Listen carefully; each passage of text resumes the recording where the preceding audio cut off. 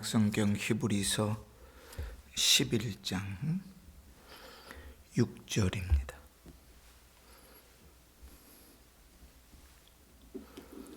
우리 함께 봉독합니다. 시작.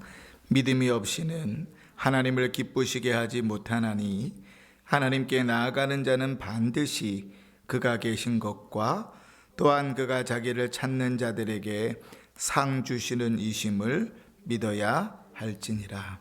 아멘. 원래 계획은 3주까지 할 것은 아니었는데 좋은 소리도 계속 들으면 별로 좋지 않은데 영적인 퇴보, 영적인 침체에 대해서 우리가 이제 3주간 동안 말씀을 듣습니다. 그러나 우리가 이제 이야기하지 않고 또 다루지 않고 넘어갈 수 없는 건 반드시 우리에게 영적인 침체가 있고, 또 우리가 너무나 잘 아는 다윗도 히스기야도 베드로도 그 영적인 침체 가운데, 심지어는 엘리야도 그 영적인 침체 가운데 빠졌는데 내가 뭐라고, 나는 그러지 않을 것이라고 장담할까? 그치? 그러니 이 말씀 앞에서 우리 자신을 돌아보고 마음을 찢고 기도할 수 있는 것은 대단히 복된 하나님의 은혜이고, 그 말씀을 따라서 그 영적인 침체 가운데 있을 때에도 주의 음성이 들려져서 그 침체 가운데서 일어서려 하고 앞으로 나아가려고 하는 그 애씀과 힘씀은 참으로 귀한 것이라 이렇게 여겨지는 것이죠.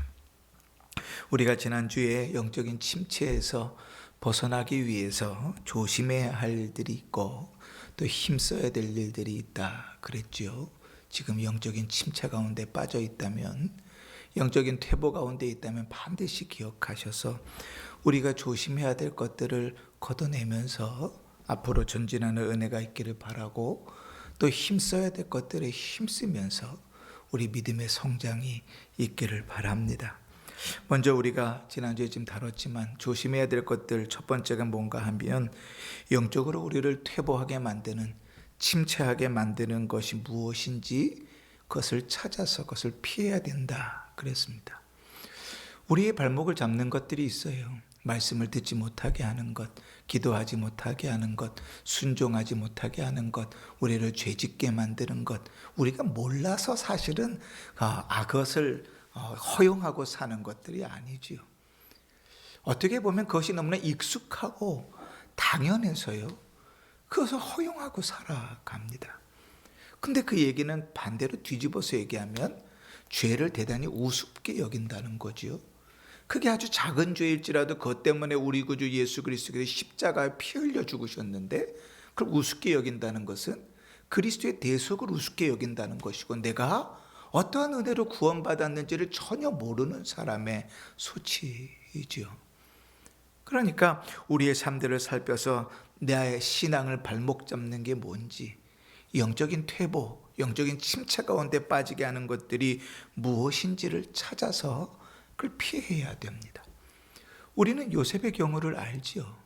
요셉이 보디발의 집에서 이제 가정 총무의 일들을 맡을 때, 이제 보디발은 아무것도 터치하지 않고 요셉이 하는 모든 일에 다 맡겼잖아요. 그런데 보디발의 아내가 계속 유혹해 오기 시작합니다. 보디발이 그때의 나이가 20대 초중반이니까, 그러니까 요셉의 입장에서는 대단히 혈기왕성한, 그러니까 요셉의 나이가 20대 초중반이니까 혈기왕성한 때이고, 또 보디발의 아내가 유혹해오는 일들이 아마도 그 수위가 넘어졌을 거예요. 성경의 표현대로만 봐도 매일같이 같이 자자고 청할 정도였으니까 얼마나 노골적이었겠어요. 그 요셉이 할 수 있는 방법이 별로 없습니다. 왜냐하면 집안 살림을 다 맡았어도 그는 종이고 보디발의 아내는 주인이잖아요. 그러니까 요셉이 할 수 있는 일은 별로 없습니다. 그럼에도 불구하고 요셉의 최선은 뭐였죠? 자리를, 기회를 만들지 않는 거였어요. 한 공간에 한 자리에 그럴 수 있는 기회를 만들지 않는 거였어요. 심지어는 그런 기회가 주어졌어도 바지를 벗고 도망갈지언정 그 기회 가운데 머무르지 않았어요. 하나님 앞에 죄를 짓고 우리의 신앙이 끄집어 내리는 그 기회들을 만들지 않았다고요. 그러나 반대로 다윗은 어디서 넘어졌지요?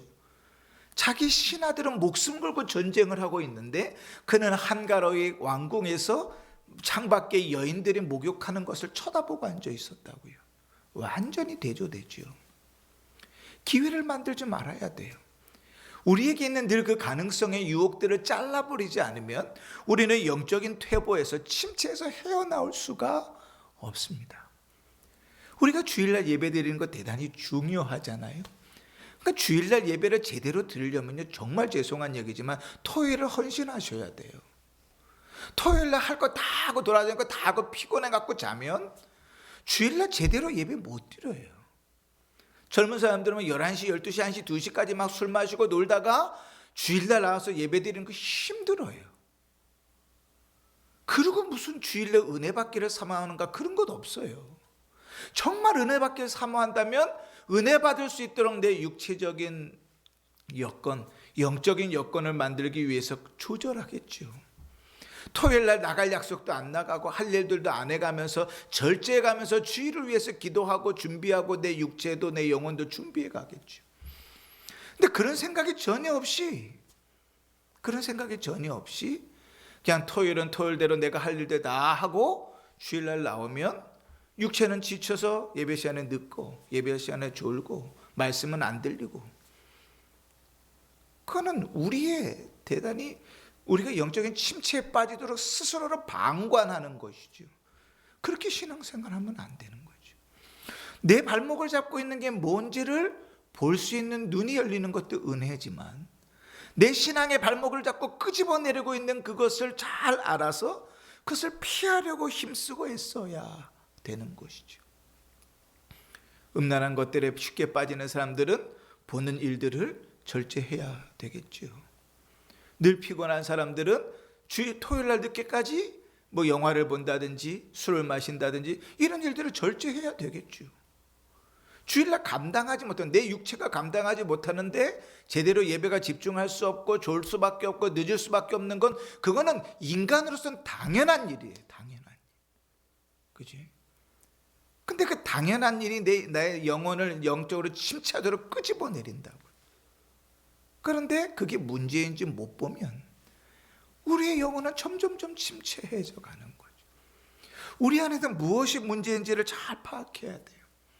요셉은 보디발의 아내가 문제라는 걸 알았어요. 그렇기 때문에 같이 있는 자리를 어떻게 해서든 피하려고 노력했죠. 도망을 다녔잖아요. 아니, 당당하게 맞서면 되지. 그게 그렇게 될 일이 아니잖아요. 우리가 잘 알죠. 우리가 몰라서 죄를 짓습니까? 아는데도 죄를 지어요. 그리고 우리는 늘 이렇게 별명해요. 어쩔 수 없습니다. 천만에요. 우리에게 하나님께서 지혜를 주시고 우리가 그 죄를 피하기 위해서 하나님께 간구한다면 하나님은 얼마든지 우리에게 지혜를 주시죠. 명확하게 얘기하십니다. 너희 중에 지혜가 필요하거든 후회 주시고 꾸짖지 아니하신 하나님께 구하라. 그리하면 주시리라. 할렐루야. 아멘이죠. 명확하게 약속하고 계시는데 지혜가 없어서요? 아니요. 그럼 믿음이 없어서인 거죠. 우리의 삶 가운데서 나를 영적으로 퇴보하게 하는 것들, 나를 죄 가운데로 이끌어가게 하는 것들, 내 신앙의 발목을 잡고 있는 것이 무엇인지를 잘 분별해야 돼요. 모르겠걸랑 기도해야죠. 하나님, 내 신앙이 왜 이 모양 이 꼴이 됐습니까? 내 기도가 왜 멈춰졌습니까? 내 믿음이 왜 멈춰졌습니까? 내 예배가 왜 멈춰졌습니까? 그 이유가 무엇입니까? 내가 무엇을 버려야 됩니까? 무엇을 바꿔야 됩니까? 기도해야죠. 지혜를 구해야죠. 적어도 영적인 갈급함이 일어나려면 그래야 되는 거예요. 살펴야죠. 라오디게아 교회를 향하여 주님께서 이렇게 얘기하시면 네가 어디서 떨어졌는지를 확인하고 회복하라. 우리에게 필요한 부분들은 그거죠. 우리가 영적인 침체 가운데 빠지도록 붙잡고 있는 것이 무엇입니까?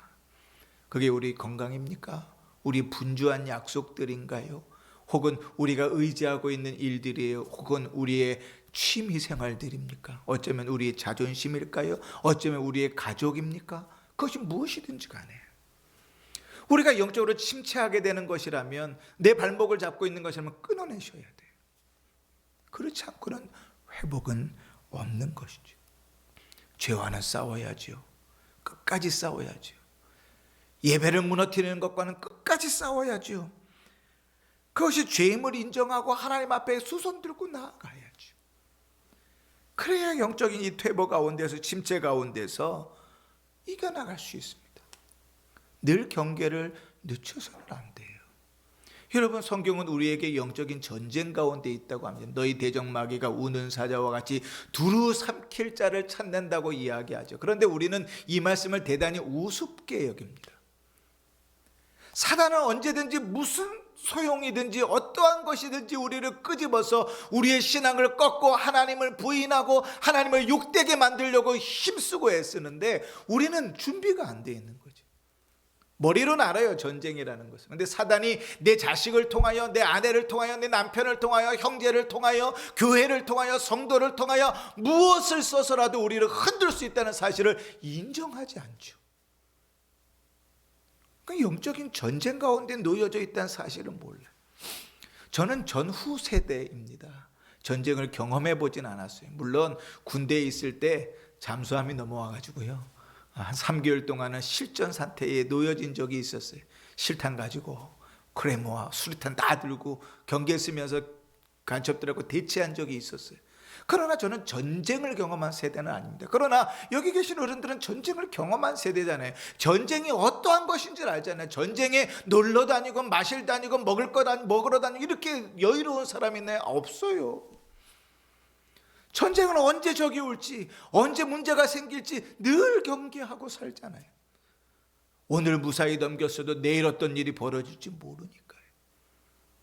늘 우리는 죄와 싸우며 그 경계를 늦추지 말아야 돼요. 우리가 영적인 침체 가운데 빠지는 것은 그런 것들을 가볍게 여기기 때문에 그렇습니다. 그런데 그것보다 더 우리가 조심해야 될 건 뭐냐면 절망입니다. 아유, 안 돼. 여기서 어떻게 일어나겠어? 이대로만 살다가 천국 가면 좋겠네. 절망이죠. 실망입니다. 내 모습을 통하여 내가 하나님께서 기뻐하시는 모습으로 죄의 문제와 싸우면서 하나님 앞에 거룩하고 경건하게 나아갈 생각은 하지 않고 그냥 안주해 버리는 거예요. 근데 그 안주해 버리는 것은 그래도 믿음이 있어서 안주하는 것 같지만 사실은 대단한 불신앙입니다. 왠가 하면 우리 하나님께서 우리를 언제나 일으킬 준비가 되어져 있는데 그걸 거절하는 것이거든요. 어느 교회에서 어느 설교를 듣든지 은혜 받으라 그러고 성령 받으라 그러지 그냥 그 모양 그대로 사세요라고 설교하는 설교를 들어본 적이 있어요. 기독교 TV를 들어보고 인터넷을 들어보고 어디서 예배를 드리든지 간에 이제는 나이가 먹어서 도저히 안 됩니다. 그냥 그대로 살다 죽으세요. 이런 설교를 들어본 적 있어요? 없어요. 왜요? 성경은 그렇게 가르치지 않으니까요. 주님 부르시는 그날까지 힘쓰고 애써서 우리에게 주어진 싸움을 싸워가는 거예요. 믿음의 삶에는 절망과 실망이 있는 게 아니에요. 왜냐하면 주님께서 언제나 우리를 일으켜 세우실 준비가 되어져 있거든요. 시편 145편 14절에 여호와께서는 모든 넘어진 자들을 붙드시며 비굴한 자들을 일으키시는도다. 할렐루야. 아멘이죠. 이사야 40장 29절에는 피곤한 자에게 능력을 주시며 무능한 자에게 힘을 더하시나니, 야고보서에서는 지혜가 필요하거든 후히 주시고 꾸짖지 아니하시는 하나님께 구하라 그리하면 주실 것이라. 하나님은 언제나 주시고 언제나 준비하고 계시는 분이세요. 왜 못 일어납니까? 내가 이미 포기해 버렸거든요. 내가 이미 절망해 버렸거든요. 이 나이 먹어서 뭘, 이래서 뭘, 무슨 신앙을 더 하겠다고, 무슨 열심을 더 내겠다고. 천만에요. 그건 불신입니다. 하나님의 능력을 무시하는 거죠. 하나님이 무엇을 원하시는지 전혀 모르는 거죠. 그러나 하나님은 언제나 우리가 누워져 있는 자리에서, 우리가 주저앉아 있는 자리에서 일어나기를 원하시고 일으켜 세우기를 원하세요. 이미 우리가 마음속으로 실망해버리고 절망해버리면 끝났어요. 이미 거긴 소망이 없어요. 세상 말로 성령 할아버지가 와도 그건 안 돼요. 이미 스스로를 절망 속으로 쭉 끄집어내려고 눌러 앉아있는데 거기서 무슨 역사가 일어나겠어요? 그지? 하나님 특별한 은혜가 있어서 건강을 치시거나 자식을 치시거나 그걸 통하여 돌아오게 하시려는 하나님의 뜻이 아니고는 그 자리에 그대로 안주해서 끝나는 거죠. 그래서 절망은 대단히 무서운 거예요. 우리가 경계해야 되는 아주 무서운 적이에요. 실망하고 절망하고 낙담하는 것은 우리가 믿음으로 일어서지 못하도록 만들어요. 여러분 마음속에 아유 내가 이제 나이가 얼마인데 내가 이제 힘이 없는데 혹 그렇게 생각하십니까? 성령을 부인하는 역사입니다. 사단의 역사예요. 우리 하나님께서 어디 성경 어느 구절에 이제 나이가 먹었으니 이제 부흥을 꿈꾸지 말라. 이제 나이가 들었으니 더 이상 성장을 멈춰라. 이제 나이가 먹었으니 이제 안 거룩해도 된다라고 얘기하는 구절이 성경 어디에 있어요? 그런 구절은 없어요. 소년이라도 너희가 늙어서도 하나님 앞에 거룩하고 힘써 일어서기를 주님은 언제나 원하세요. 준비하면 매달리면 하나님은 언제나 우리를 잡아 일으켜 세우세요. 언제든지. 여러분 하나님이 모세를 몇 살에 부르셨어요? 80에 부르셨습니다. 갈렙이 이 산지를 내게 주소서라고 외쳤을 때가 나이가 90이 다 된 나이입니다. 지금 여기 계신 분들보다 훨씬 더 나이를 들었을 때 그들은 믿음의 길로 부르심을 받아 걸어갔다고요. 그지요? 왜 스스로 거룩해지려 하지 않고 왜 스스로 절망 가운데 끌고 가는가? 그거는 대단히 무서운 적이다. 세 번째로 우리가 경계해야 되는 것은 성령을 거스르는 단정치 못한 삶들을 경계해야 됩니다. 그건 성령을 거스르는 단정치 못한 삶이 뭔가 한마디로 말하면 게으름입니다. 게으름. 참 우리에게는 게으른 게 좀 익숙해요. 그러니까 우리는 너무 바쁜 시대를 살잖아요. 그러니까 이 바쁜 시대를 사니까 우리는 안 게으르다고 생각을 하잖아요. 그지? 근데 사실은 우리가 얼마나 신앙적으로 게으른가는 우리의 삶 속에 믿음의 삶, 경건의 일들의 우선순위가 어떻게 진행되고 있는가를 보면 압니다. 기도하는 시간들, 하나님의 말씀 가운데 묵상하는 시간들, 주의 복음을 전하는 우리의 입술들 우선되어 있는가? 그걸 보면 알죠. 게으르다는 것은 아무 일도 안 하고 그냥 뒹굴뒹굴 한다는 말을 하는 게 아니에요. 신앙적으로 게으른 거죠. 관심이 없고 신앙에 관심이 없고 성도들에게 관심이 없고 내 믿음의 삶들에 관심이 없고 뭐에만 관심이 있냐면 내 먹고 사는 일에만 관심이 있죠.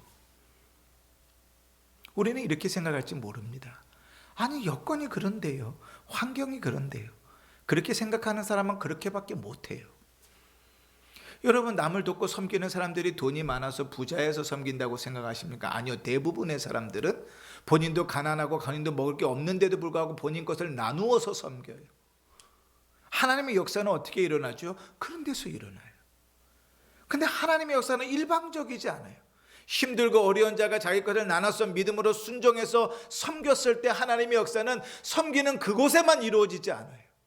섬기는 자에게도 하나님은 언제나 역사하십니다.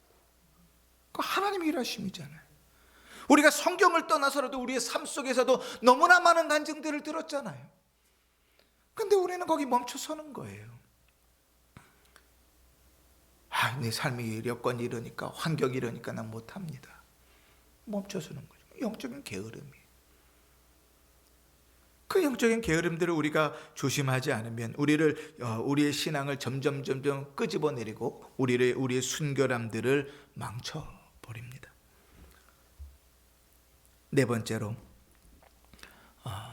우리가 조심해야 될 것들은 무엇인가 하면 세상의 사람들과 필요 이상의 관계들을 갖거나 세상을 닮아가고 세상을 사랑하지 않도록 조심해야 돼요. 물듭니다. 쉽게 말하면 말이죠. 제가 지난주에 아브라함의 조카 롯에 대한 이야기를 했지요. 눈으로 보기에는 소돔성이 너무 살기 좋은 곳이에요. 어느 정도까지 표현했냐면 에덴 동산 같고 이렇게 표현했어요. 여러분 우리가 너무 좋을 때는 너무 좋을 때 뭐라 그런가? 천국 같다 그러잖아요. 근데 성경에는 그 롯이 에덴동 그 소돔 고모라 땅을 바라봤을 때 너무 좋고 젖과 꿀이 흐르는 것 같아서 그것이 에덴 동산 같다고 표현했어요. 그런데 그곳에 살아가는 그의 삶 속에서 그의 신앙을 다 깎아먹지요.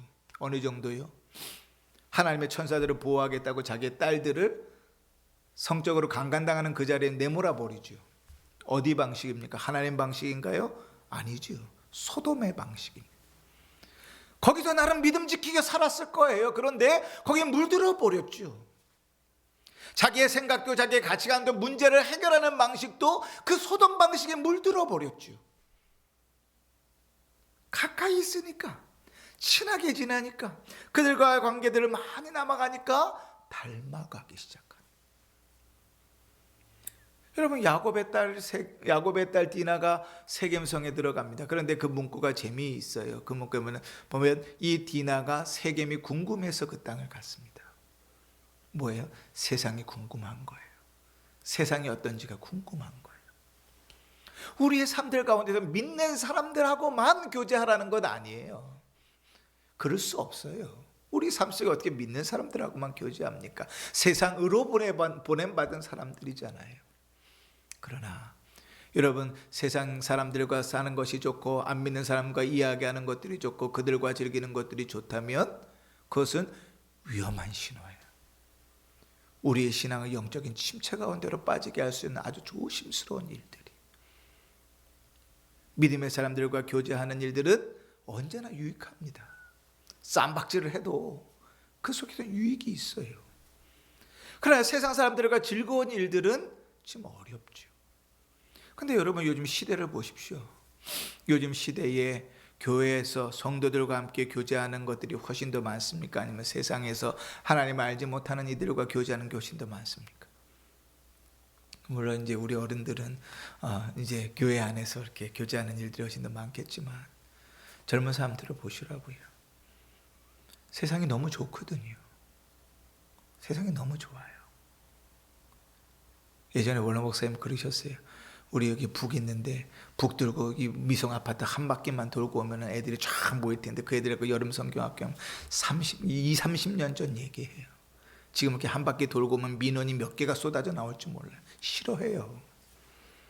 세상이 그만큼 악해졌고 세상이 그만큼 교회를 배척하게 됐어요. 그렇다고 전도를 안 할 건 아니잖아요. 그러나 그런 세상과 친분을 가지고 살아가다 보면 우리가 영적으로 점점 침체하게 돼요. 배우게 되는 것, 익숙하게 되는 것 좋지 않지요. 그러니 우리의 삶들 속에서 하나님과 교제하기를 추구하고 또 믿음의 성도들과 교제하는 일들에 힘쓸 이유가 여기에 있는 것이죠. 맨날 믿는 사람들끼리만 끼리끼리 모여 괜찮습니다. 그래도 돼요. 오히려 자신이 없으면 그러시는 게 훨씬 더 나을 수 있습니다. 물론 그것을 잘한다고 이야기하지 않습니다. 성경적이지 않거든요. 성경은 우리를 세상 가운데로 보내셨잖아요. 세상의 빛이라 그랬지 빛들 가운데 보내놓으신 것 아니거든요. 소금단지 안에 모아놓으시지 않았어요. 세상의 소금이라 그러셨거든요. 세상 속에 들어가 삽니다. 빛과 소금으로 말이죠. 그러나 그것을 즐거워하고 그것을 동경하고 그것을 우리의 전부로 삼아서는 안 되는 것이죠. 그럴 때 우리를 영적으로 점점 침체하게 만듭니다. 여러분, 주위의 젊은 사람들을 보세요. 주일날들 요즘은 더 하죠. 아이들이 있으니까 아이들이 많지도 않은데 그 아이들 데리고 금요일날 토요일날 놀러들 많이 가잖아요. 무슨 얘기를 해도 교회는 재미없습니다. 무슨 얘기를 해도 교회에서 배울 것은 없다고 생각해요. 우리의 삶을 통해서 그리스도가 드러나지 않으면 절대로 오지 않습니다. 우리 교회에서 세례를 받고 우리 교회에서 뭘 했든지 간에 그 젊은 사람들 떠나간 이유는 거기에 있지 않아요. 근데 저희가 자랐던 불과 20년 전만 해도 교회는요 세상보다 늘 앞서갔습니다. 교회는 늘 좋았고 교회는 늘 포근했고 심지어는 연예인들도 교회에서 문화개방을 하면서 연예인의 꿈을 꿨던 사람들도 많았어요. 근데 지금은요 교회에서는 그런 것 하지도 않지만 해봐야 질이 막 떨어져 가지고요 세상 사람들만 못하잖아요. 그 젊은 사람들이 기웃거리겠습니까? 더더군다나 안 하죠. 그건 교회의 본질이 아니거든요. 우리가 영적인 침체를 빠질까 봐 경계해야 되는 일들은 이런 것입니다. 그러면 반대로 우리가 힘써야 될 것들은 뭘까요? 첫 번째로는요, 처음부터 다시 시작해야 되는 거예요. 여러분, 우리가 영적으로 침체 가운데 있다고, 영적인 퇴보 가운데 있다고 생각하면 그 자리에서 다시 시작해야 돼요. 어떤 아이가 그런 얘기를 하더라고요. 계단을 올라가기 시작하는데 아이가 어리니까 아빠가 이렇게 들어다가 계단 중간에다 딱 놔줬어요. 그럼 중간부터 걸어 올라가면 되잖아요. 근데 이 아이 머릿속에는요, 처음부터 걸어야 된다는 생각이 있는 거예요. 그러니까 중간에 놔뒀는데 다시 밑으로 내려가지고 밑에서부터 다시 걸어 올라오는 거예요. 아빠가 보기엔 되게 답답하죠. 근데 믿음의 길은 마치 그래요. 가장 쉬운 것부터, 가장 처음부터 다시 가기 시작해야 돼요. 영적인 침체 가운데 빠졌으면서 여전히 거기서 헤어나오지 못하는 이유는 내가 옛날에는 이렇게 신앙생활했는데, 옛날에는 이랬는데, 옛날에는 이렇게 봉사했는데, 천만에 그것이 아무런 유익을 우리에게 주지 않아요. 늘 얘기하지만 그것은 우리의 발목만 잡아요. 무용담? 그건 우리 인생의 추억일 수는 있으나 우리 신앙이 자라는 데는 치명적인 덫이에요. 신앙을 떠나서도 세상 사람들 가운데 왕년에 이야기하는 사람들 중에서 제대로 삶을 사는 사람이 없어요. 왜냐하면 늘 예전의 삶에 갇혀 있거든요. 예전의 삶과 영화를 그대로 누리고 있다고 생각하거든요. 그런 사람의 인생이 망해요. 신앙도 마찬가지죠. 옛날엔 내가 이렇게 기도했는데, 옛날엔 내가 이렇게 전도도 많이 했는데, 옛날엔 이렇게 봉사도 많이 했는데, 하나님이 이렇게 얘기하시게 뭐 어쩌라고. 지금 그 모양인데, 지금 주저앉아 있는데, 지금 퇴보해 있는데, 거기서 옛날 생각하고 저 위에 올라가면 안 되는 거죠. 여러분, 영어 공부를 하다 보면 이제 영어 단어들을 외우잖아요. 그런데 한동안 영어 공부를 안 하면요, 이제 다시 기본으로 돌아가서 영어를 봐야 돼요. 저도 지금 벌써 유학지에서 돌아온 지가 10년이 넘었는데, 이번에 이제 베트남을 다녀왔잖아요.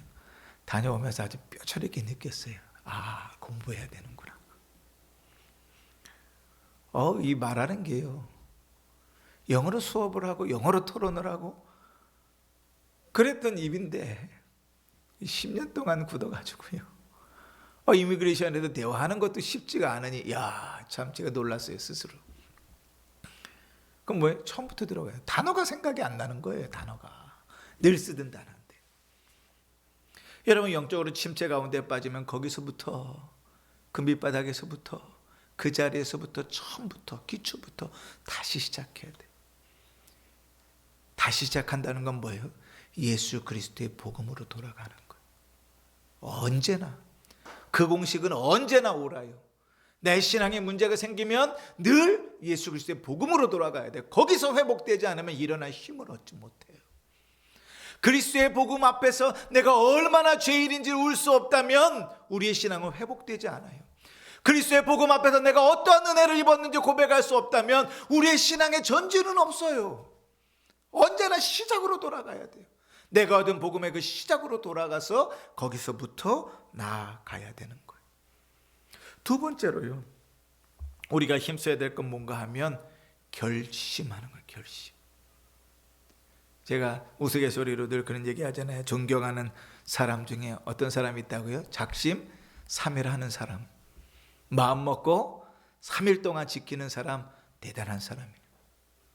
적어도 그 사람은 3일에 한 번씩만 마음을 먹으면 그 삶을 유지해 갈 수 있어요. 그런데 우리는 베드로에게서 명확하게 보잖아요. 그 들끓는 마음에, 그 마음이 명확하고 자기가 호언장담을 해놓고도 몇 시간을 못 지킨다고요. 그게 인간이라고요, 인간. 그러니 우리의 삶 속에 가장 먼저 해야 될 것은 결심하는 거예요. 내가 믿음으로 살아야지. 나를 구원하신 주님 앞에서 헌신하며 살아야지. 내가 주님 앞에서 늘 믿음으로 살아갈 것을, 넘어져도 쓰러져도 다시 일어나야지. 결심하는 거예요. 그리고 결단하고 나가는 거예요. 시작은 거기서부터 되는 거예요. 우리 모든 삶의 변화는 내가 마음을 먹는 것에서부터 시작돼요. 그치? 우리 믿음의 삶들은 그렇죠.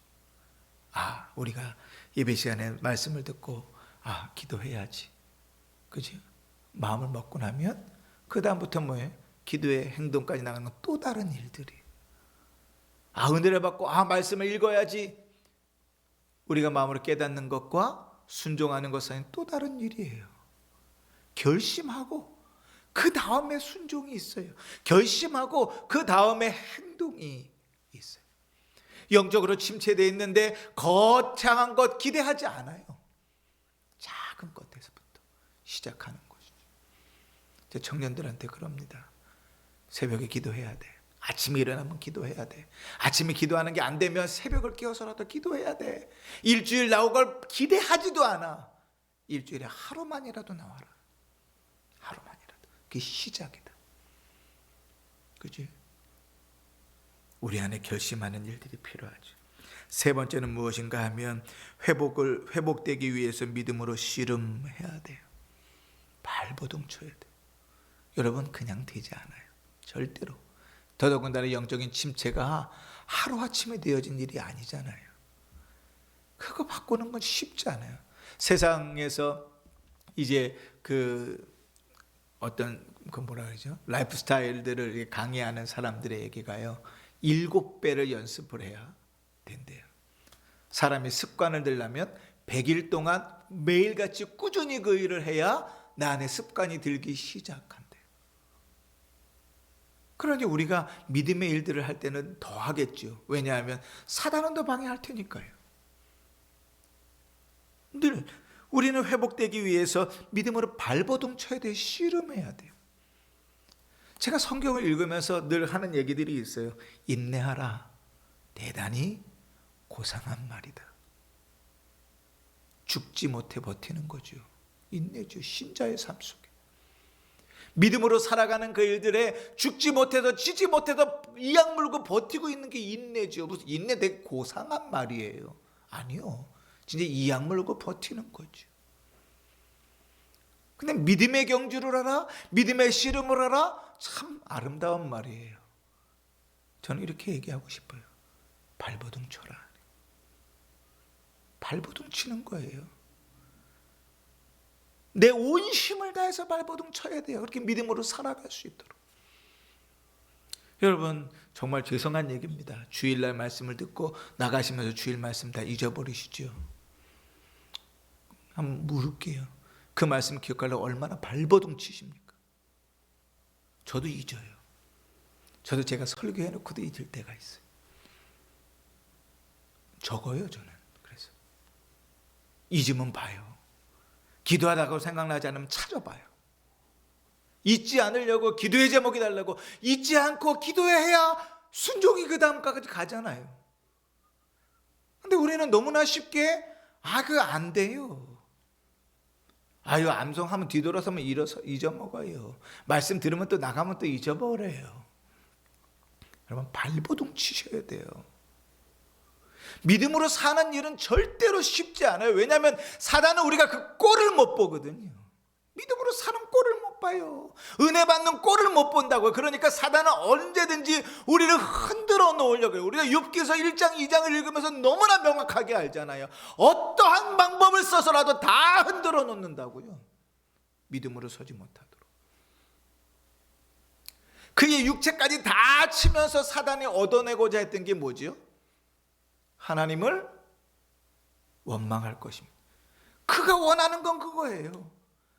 그래도 하나님 나를 사랑하십니다. 내가 믿음으로 섭니다가 아니라 하나님 왜 이러십니까? 나를 왜 이렇게 미워하십니까? 하나님 정말 살아계십니까? 그 원망하는 것이 사단의 목적이라고요. 무슨 수를 써서라도 흔들어 놓지요. 믿음으로 서지 못하도록.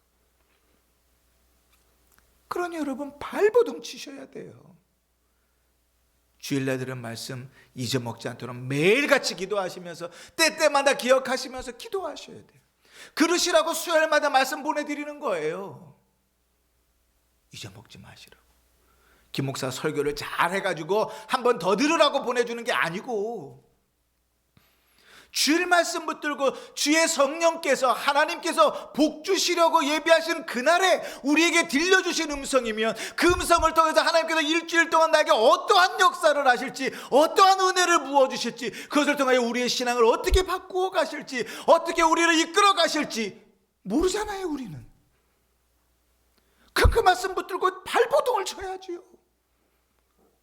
주님께서 우리 가운데 죄를 드러내실 때 그 죄 가운데서 잊어먹지 않도록 회개할 수 있도록 발버둥 쳐야지요. 그죠? 아이 늘 잊혀지는 겁니다. 늘 그런 겁니다. 아니요. 그것은 최소한의 예의가 없는 거예요. 하나님 말씀에 대하여 믿음으로 설 때, 은혜를 받을 때 그 발버둥이 있어요. 하나님의 말씀을 따라 살려는 그 발버둥이 있다고. 좋은 말로 하면 믿음의 경주를 행하고 영적인 씨름을 잘 감당해 나가는 것이죠. 여러분, 우리가 오늘 히브리서 11장 6절을 읽었는데요, 뭐라고 말씀하십니까? 하나님께 나아가는 자는 반드시 그가 계신 것과 그가 자기를 찾는 자에게 뭘 주신다고요? 상 주신다고요. 상 받는 거 싫으세요? 난 또 하나님 주시는 상 별로 탐탁치 않아가지고 받을 생각이 없습니다. 하나님 그런 거 안 주셔도 됩니다. 그래서 믿음 없이 그냥 사나요? 아니지요. 하나님 분명히 약속하셨거든요. 하나님께 나아가는 자는 반드시 그가 계신 거고 자기를 찾는 자에게 상 주시는 이심을 믿어야 할지니라. 여러분, 우리의 삶 가운데서 우리의 믿음이 회복되기 위해서 발버둥 치셔야 돼요. 예배의 삶들이 은혜가 안 됩니까? 은혜 받기 위해서 발버둥 치셔야 돼요. 예배 가운데서 은혜를 받았는데 그렇게 살아가지지 않습니까? 살아가려고 발버둥 치셔야 돼요. 그 말씀 안에 거하려고 발버둥 치셔야 돼요. 우리 옛날에 공부할 때 그러잖아요. 꼭 공부만 하려고 책만 피면 졸려요. 그죠? 근데 이제 고등학교 3학년은 됐고 공부는 해야 됐고 학력고사는 봐야 되는데, 학력고사는 봐야 되는데, 또 이제 공부를 안 하면 또 옆에서 아버지가 또 와가지고 또 공부 하나 안 하나 삐끔 쳐다봐요. 그럼 열심히 공부하다가 또 잠깐 쉬는데, 저희 딸도 그래요. 잠깐 지금 쉬는데 그때 와서 아버지 보셔서 공부 안 한다고 뭐라 그런다고. 졸린데 어때요? 옛날에는 샤프로 막 허벅지를 찔러가면서 막 잠을 깼다고요. 허벅지를 찔러가면서. 제가 저희 아이들한테 그래요. 예배시간 졸지 마. 예배시간 졸지 마. 네 영혼을 갉아먹는 짓이야. 졸리면 뒤에 나가. 창피한 것이 네 신앙이 떨어지는 것보다 나. 예배시간에 뒤에 가서 서 있는 것으로 창피한 것이 네 신앙이 곤두박질 치는 것보다 훨씬 나. 차라리 창피해지고 네 믿음을 지켜라. 가끔씩 보시죠. 주일날 저희 아들내미 뒤에 나가잖아요. 그죠? 저는 이뻐요. 그러면 차라리 앉아서 꾸벅꾸벅 졸고 있는 것보다 일어서 뒤로 나가면 이뻐요. 그의 입장에서 최선의 발버둥이거든. 그 발버둥 치는 것이 목사도 이쁜데 하나님은 왜 안 이쁘시겠어요? 믿음으로 살아보려고, 그 믿음을 지켜보려고, 하나님 말씀 들은 대로 살려고 발버둥 치는 것이 왜 주님 보시기에 안 이쁘겠어요? 그지? 이쁘단 말이에요. 그렇게 발버둥을 쳐야 돼요. 그 씨름이 우리 가운데 있어야 돼요. 여러분, 요즘 어떤 일을 가지고 씨름하고 계십니까? 어떤 일을 가지고 하나님 앞에 기도하면서 매달리고 계시지요?